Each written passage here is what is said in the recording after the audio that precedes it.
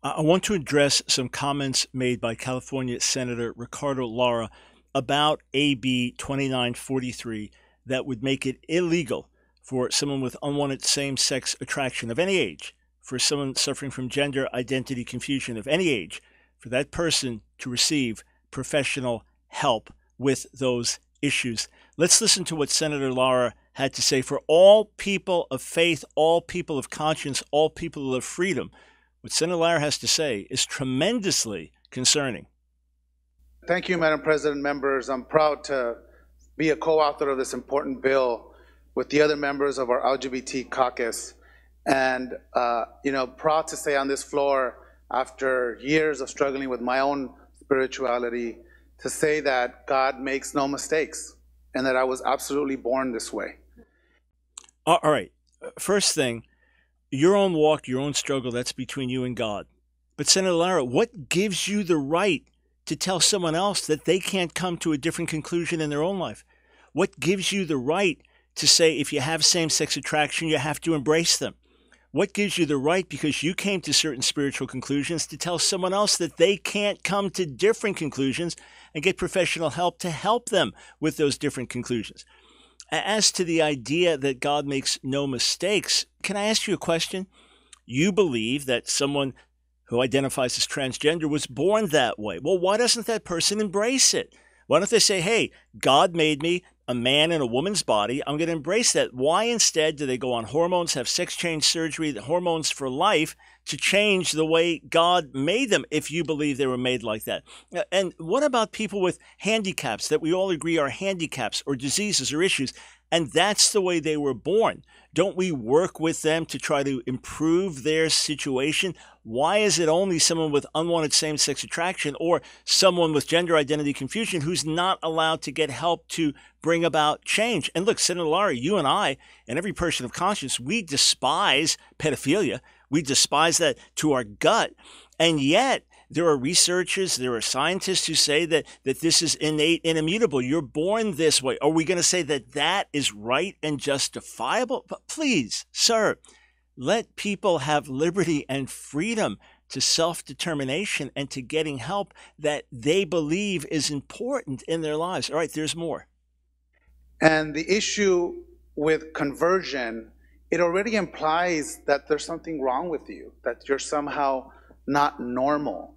And it is those feelings that perpetuated the brutal murder of Gabriel Fernandez and Anthony Avalos by the hands of their own parents.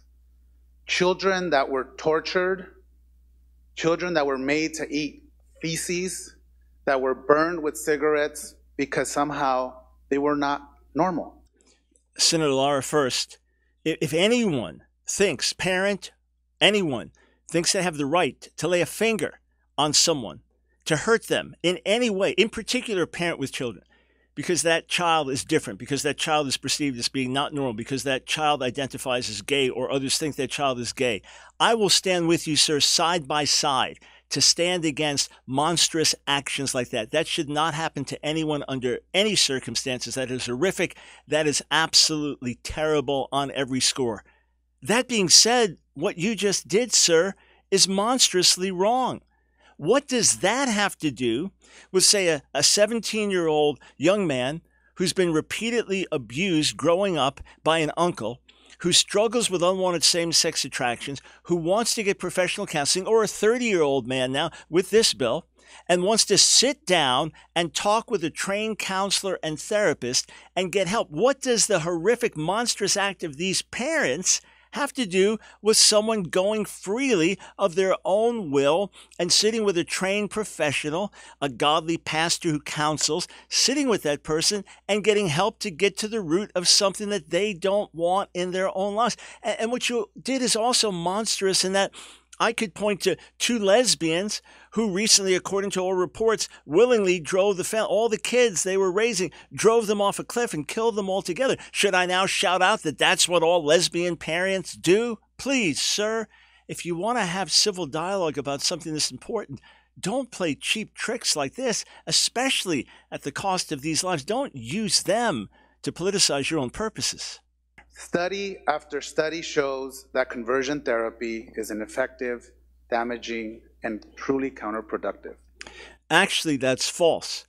When the APA launched a totally pro-gay task force to prove that very point, they couldn't even prove it. Not only so, sir, but there are numerous studies, another one just published recently, peer-reviewed scientific study, showing that many people do experience significant change. And are you going to look in the eyes of thousands of people, many of whom have stood and testified right there before the senators and assembly leaders there in California? Are you going to look them in the eye? Former homosexuals, friends of mine, people that I know, they have walked like this for decades and decades. People who have come out of unwanted same-sex attraction, many of them in happy heterosexual marriages, others living single lives that are fulfilled and happy. Are you going to tell them that they're all lying? Why should we believe you, sir, and call all of them liars? And why should we deprive help to someone that has benefited from it, that is cruel, that is un-American, that is against everything we stand for in terms of our freedoms? And there's more. We have in California, of course, as you all know, banned conversion therapy for minors. Under a bill I authored, we are now requiring the licensing of schools and outdoor programs that target vulnerable LGBT youth, including these so-called conversion camps. For the first time now, the Department of Social Services will have the opportunity to see what really is happening in these camps and to see if people are properly trained. So this bill is a perfect complement to that. No, this is a terrible addition to an outrageously wrong bill. Let's remember, you have a 15-year-old girl. She was raped by an older man. She has negative feelings towards men, finds herself attracted to women. She says, Mom, Dad, I want to get to the root of this. I want help. I was just watching a testimony online of a gal similar to me, and she's no longer lesbian. I want help. According to California law, she cannot get that help. No, you must keep these feelings. You must stay gay. You must stay same-sex attracted. Sorry, you cannot get help. We know, numerous studies have indicated that as many as 80% of children who identify as transgender before puberty don't identify as transgender after puberty. And yet, if an 8-year-old is struggling with gender identity confusion, that 8-year-old under California law can go for counselor therapy, and they'll be put on hormone blockers. They'll be told the boy goes to school dressed as a girl and vice versa, put on hormone blockers to stop the onset of puberty at the right time. And then after that, sex change surgery at the earliest age and hormones for life, that's perfectly legal. But for the parents to go with that child and get counsel with someone that'll help the girl be at home in her own body or the boy in his own body, that's illegal. That is completely outrageous. Now you want to add to that by making that the case for people of all ages. And when you talk about, quote, camps, let's not exaggerate things. 99% of what we're talking about is talk therapy, people sitting down with trained counselors, be they religious leaders or secular leaders, and getting to the root of these issues. And there has been great success, well documented for many, many years. Whole books are filled with the stories. And yet California is doing nothing less than declaring war on freedom of religion and freedom of conscience. And still there's more. We know, members, trust me, we know, conversion therapy is a sham. There's not a practice out there that can change who I or my colleagues love. Senator Lara, so I'm supposed to believe you and not believe all the people that have had changes. I'm supposed to deny their existence. I'm supposed to say that people that I have met literally all around the world, and nation after nation, have come up to me with glowing smiles to tell me about the change in their lives, that they're all lying. That people I've known and walked with and seen their lives for years, some very close to our family, for years, that they're all lying and making this up, that the peer-reviewed studies are all lying and making this up. And that the Bible is lying too. Because Paul mentions homosexual practice in 1 Corinthians 6:9 among a list of other fleshly behaviors and says that that's what some of you used to be, but Jesus changed you. You're saying even Jesus can't change people. Wow. And we're supposed to believe you and the people of California are supposed to believe you, and the lawmakers are supposed to believe you and not the Bible and not thousands of others and not documented studies, that's scary. Once more, back to Senator Lara. Let me be clear, members. Let me be absolutely clear. We are gay by nature, but absolutely fabulous by choice. Okay, last thing. There is no reputable scientific evidence that anyone is born gay.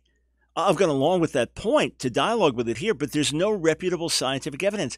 Even the extremely pro-gay, pro-liberal American Psychiatric Association, American Psychological Association, when you go to their websites, they say we don't really know what causes it. It could be nature and nurture, it could be biology and environment. We don't know for sure.